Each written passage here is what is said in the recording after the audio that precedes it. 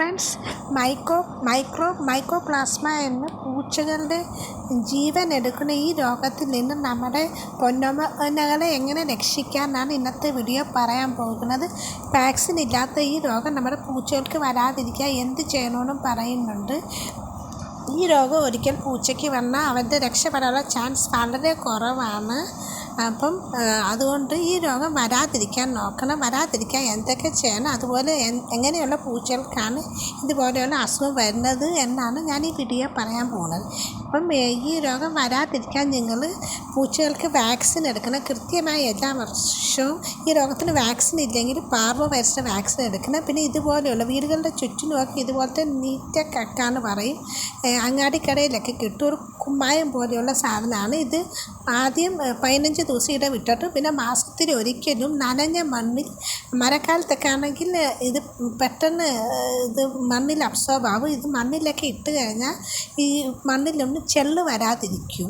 അപ്പോൾ ഇങ്ങനെ വേണം ഇടാം. വീടിൻ്റെ ചുറ്റിനുമുള്ള മണ്ണിലും അങ്ങനെയൊക്കെയുള്ള പൂച്ചകൾ പോലെ അവിടെ എല്ലാം ഇടണം. എന്നിട്ട് നനവുള്ള മണ്ണാണെങ്കിൽ ഇവിടെ ഒരുപാട് പ്രാണികളൊക്കെ നഷ്ടപ്പെടും. ഇതെങ്ങനെയുള്ള പിന്നെ ഈ പൂച്ചകൾക്ക് ഇത് വരുന്നത് കാരണം ഒരുപാട് പൂച്ചകളുള്ള വീടുകളിലുള്ള പൂച്ചകൾക്ക് ഈ അസുഖം വരും.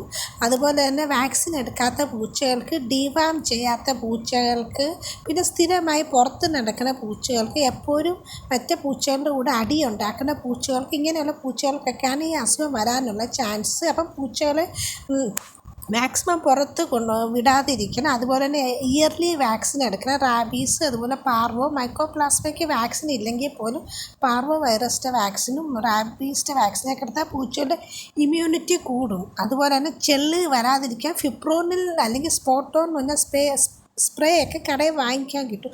അത് പൂച്ചകളുടെ ആ മാസത്തിൽ ഒരിക്കലും അതിൻ്റെ ബോഡിയിലൊക്കെ സ്പ്രേ ചെയ്ത് കൊടുക്കണം. അതും മൈക്കോപ്ലാസ്മ വരാതിരിക്കാൻ, മൈക്കോപ്ലാസ്മ ചെള്ള് പനി വരാതിരിക്കാൻ വളരെ നല്ലതാണ്.